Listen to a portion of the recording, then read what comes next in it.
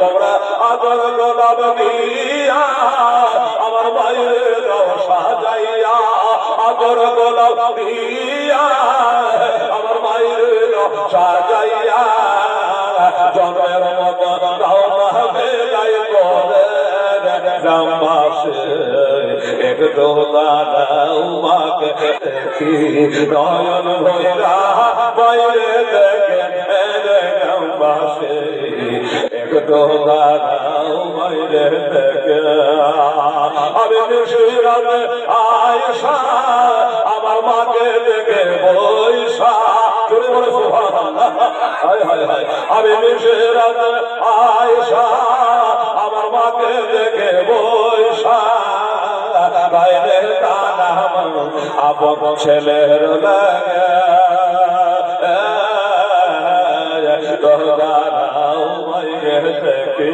নয়ন ভয়রা বাইরে দেখে গ্রামবাসী একটু দাঁড়াও মায়ের দেখে। ওরে মায়ের দুধের শোধ হবে না কোনো, মায়ের দুধের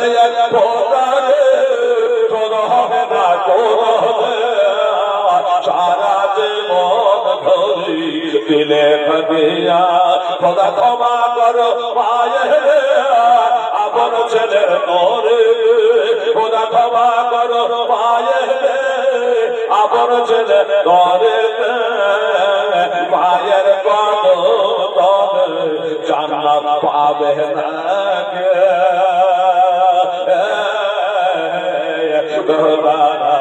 মায়ের দেখে নয়ন ভয়রা বাইরে দেখে গ্রামবাসী একটু দাঁড়াও বাইরে দেখি।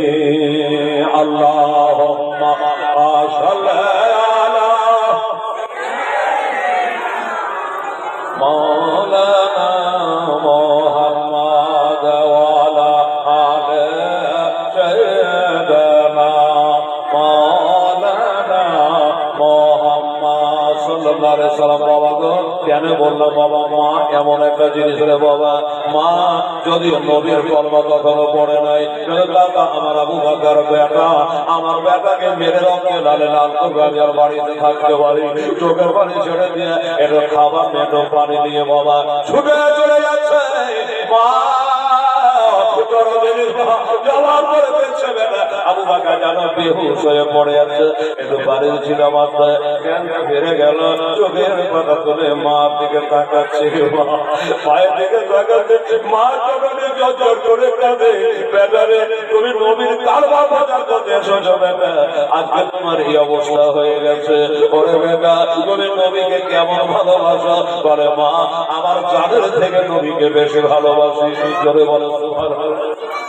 আমার জানের থেকে নবীকে বেশি ভালোবাসি মা গো।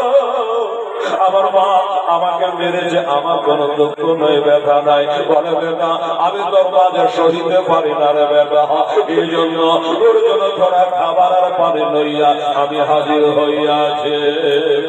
বেটা একটু দয়া করে একটু খাবার দাও, একটু পানি পান করো। মা বোনেরা ভাইরা সুবহানাল্লাহ সুবহানাল্লাহ। আমার আবু বকর সিদ্দিক রাদিয়াল্লাহু তাআলা কত ভালোবাসে দেখে, উনি বলছেন মা গো মা আমাকে খাবার খাওয়ার কথা বলো না, আমাকে পানি পানের কথা বলো না মা, একটা খালি কথা আমাকে বলো, মনটা জয় হয়ে যাবে, আমার মনটা খুশি হয়ে যাবে।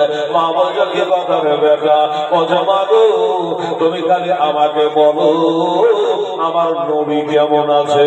জোরে বলেন সুবহানাল্লাহ। ওই নবীর কথা বলতে গিয়ে বাবা রক্তাক্ত হলো, বেহুশ হয়ে গেল, আর জিজ্ঞাসা করছে একবার বলো মা আমাকে খাবার দিয়ে শান্তি দিতে পারবে না রে মা, আমাকে ঠান্ডা পানি পান করাই আমার কলেজা ঠান্ডা করতে পারবি না মা, একবার খালি বলো আমার দিনের নবী কেমন আছে গো, আমার আকা মাওলা কেমন আছে গো। মা বলছে হ্যাঁ রে বেটা আবু বকর ওই নবীর জন্য তোকে এত মার কেন হলো, এত কষ্ট কত হলো, ওই নবীর কথা আমাকে যে জিজ্ঞাস করতেছে বেটা। এরে আবু বকর আমি তো নবীর কালমা পড়ি নাই, আমি নবীর বাড়ি যাই না, আমি কেমন করে বলবো নবী কেমন আছে? আমি কি করে বলবো নবী কেমন আছে? আমি তো নবীর এখনো মানি না, নবীর কালমা পড়ি না, কি করে বলবো? আমি তো জানি না রে বেবে। বলে মা গো একটা কথা শোনো, আমাকে খাবার খাওয়াতে পারবে না, আমাকে পানি পান করাতে পারবে না কতক্ষণ পর্যন্ত যতক্ষণ আমার নবীর খবর আমাকে দিতে না পারবা। এই মা বলে আওয়াজ কম, কমিটির ছেলে সব কোথায় গেল? সব সবে দিয়ে চলে গেলে হবে না, এসে যখন একটু বসমনটায় সাহস হবে, একাই পড়ে গেছে।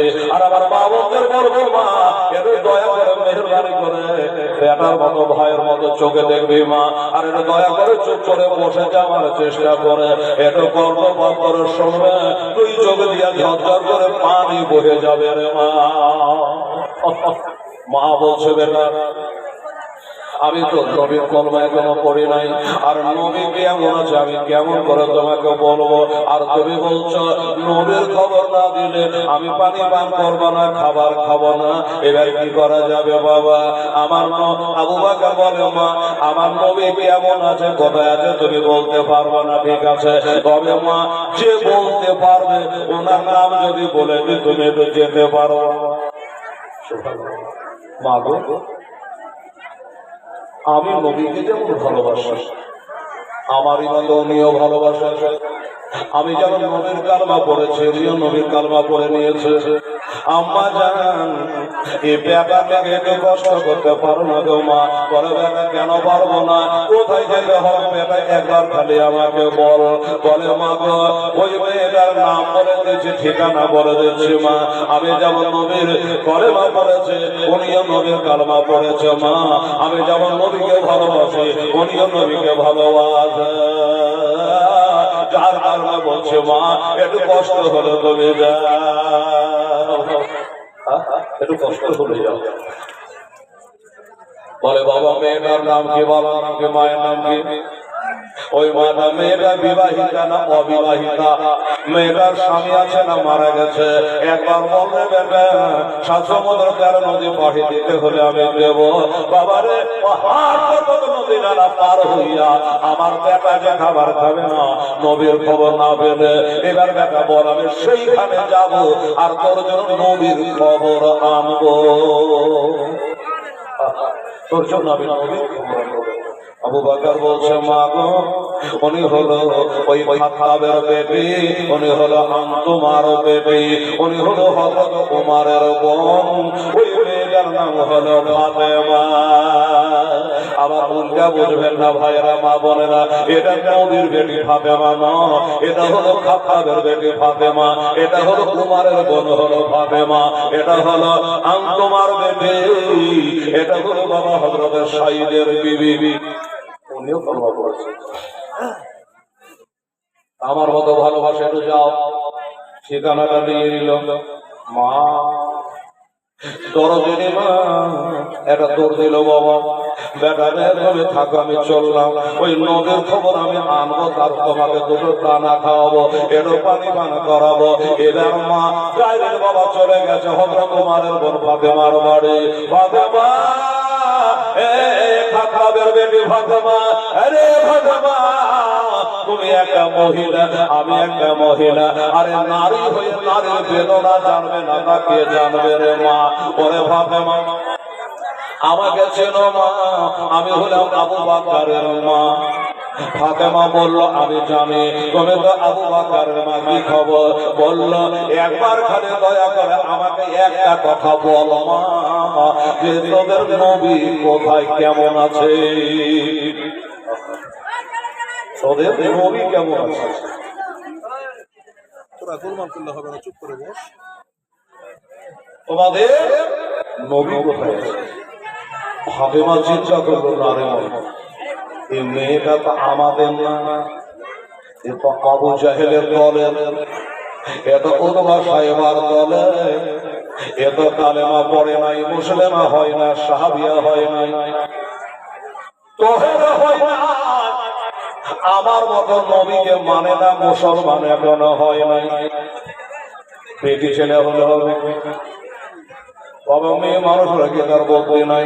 ফাতেমা চিন্তা করো মনে, এখন যদি বলে দি নবী অমকের বাড়িতে অমক জায়গাতে আছে, ভালো আছে, তাহলে হয়তো বা এই মেয়েটা ওই আবু জাহেল আবু লাহাবকে বলে আগুন লাগিয়ে দেবে, কাটাকাটি হানাহানি মারামারি লাগিয়ে দেবে, হয়তো বা ওই বাড়িটা দখল করে আমার নবীকে কতল করে ফেলবে। বলছে তুমি তো আমার নবীকে মানো না, আমার নবী কেমন আছে তুমি চাই না করবা কি? যেহেতু নবী তারে নাই বড় নাই, কি ব্যাপার একবার বড়।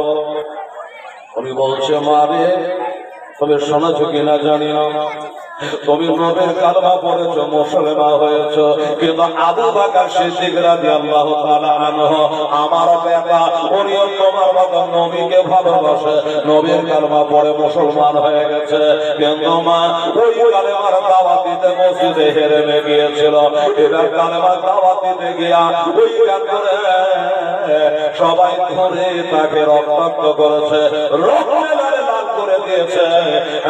আমার বেটা বেহুশ হয়ে পড়ে আছে মা, এখন একটু খাবার খায় না, একটু পানি পান করে নাই রে মা।